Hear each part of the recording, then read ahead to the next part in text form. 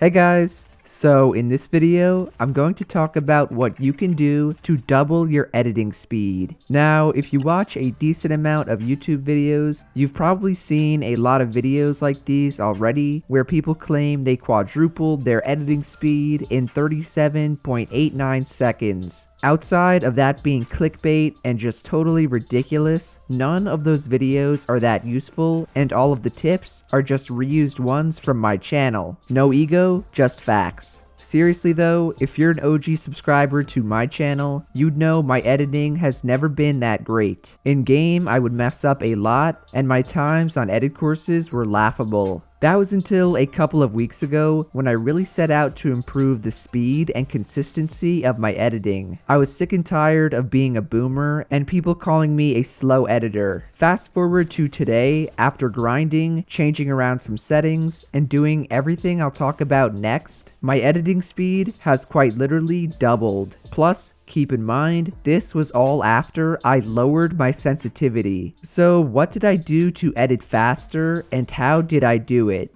The first and most helpful thing I did was turn on Confirm Edit on Release. This is a decently new setting that was added way back at the start of Chapter 2. What it does is it confirms your edits after you let go of selecting these squares rather than after you press your edit button again. This means you do not have to press your edit key a second time for the edit to go through. Instead, simply let go of left click on your mouse or right bumper on controller and the edit will be performed. Now, the interesting thing about this setting is how much discussion and divide it's caused in the community. Some people think it has a delay, other people are convinced normal editing is better, and then the rest don't know what to do since their favorite pro does not use it. To end the debate once and for all, edit on release is in fact faster and more optimal than one normal edit keybind. That does not necessarily mean it's better overall, but in terms of speed and quickness, which is what I was after, it easily wins out.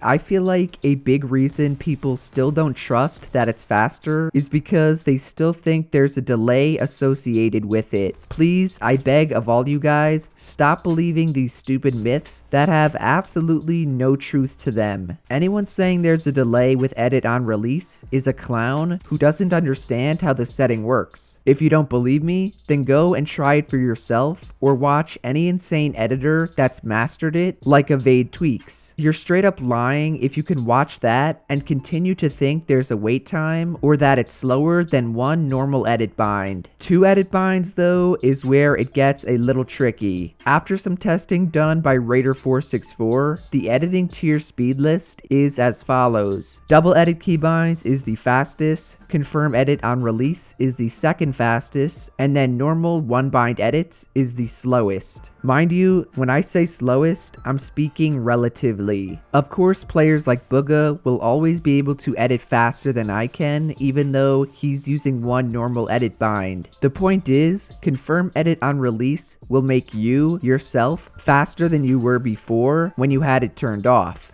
And if you're wondering why I don't use double edit keybinds, as I did say they are the fastest, the answer is simply because I believe you should use both of your mouse side buttons for building. Optimizing your movement and building on keyboard and mouse is much more important to me than being able to edit a millisecond or two faster. That's why the main argument here is edit on release turned on versus off, rather than confirm edit on release versus double edit bind.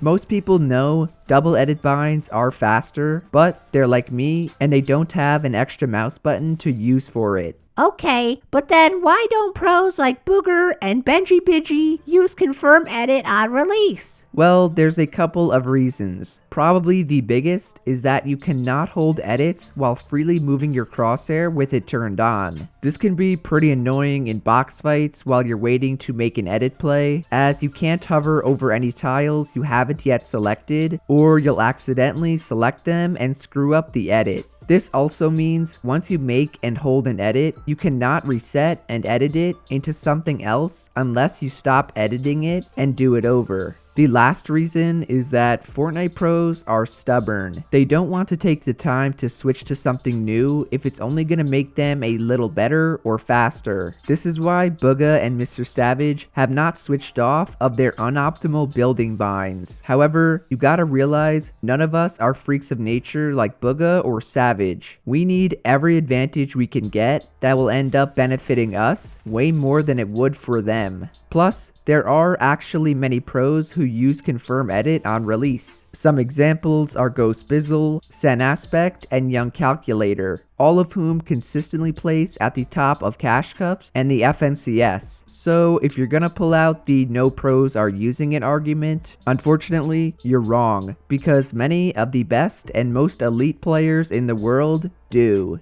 Next thing I did to improve my speed was learn to edit with my blueprints out. So in case you didn't know, there are 3 ways to edit, either with your gun out, your pickaxe out, or with your blueprints out. Most people use their pickaxe because you won't accidentally shoot if you have your shotgun out and miss an edit, as well as the fact that everyone edits with their pickaxe out. Surprisingly though, it's not the fastest and most optimal way. Keeping your blueprints out is. What I mean by that is, say you're doing a triple edit for example. You'll place a cone and floor at the end of your ramp, and then instead of switching to your pickaxe or gun, you want to keep selecting and holding out a floor, aka your blueprints. This allows you to edit from much farther back than either of the other options, which in turn will allow you to edit more things faster because you can start editing them earlier. Top tier editors like Liquid Stretch have been utilizing this trick forever, and it helps explain why he makes everything look so effortless. Now, be aware, editing with your blueprints out will take practice and is not the best for every situation. Sometimes you will mess up the timing and pre-edit your build piece before you place it, or what's even more common is you'll hold the wrong build out and you won't be able to edit. On top of that, if you're not actively building before the edit and are instead just walking through old builds, then just use your pickaxe. But if you are tunneling or doing a retake, basically any form of building as you edit, then use your blueprints to do it. Another useful tip that I mentioned a while ago is to focus on your crosshair placement. This is something I've been working on for a while that I really tried to master during my few weeks of grinding. The trick is that you want to make your crosshair move as short of a distance as possible. So instead of editing a wall like this, where my crosshair takes forever to go across all 4 tiles, if I position my crosshair near the center of all the tiles, I can select all of them way quicker and in way less time, thus completing the edit faster. If you guys know who Saf is, he's one of the best competitive players ever. He is insanely good at editing like this. Sometimes you can barely even see him select the tiles because his crosshair placement is so ridiculously optimized. So if you want something to work on, regardless of what settings you use or how you edit, master your crosshair positioning ASAP.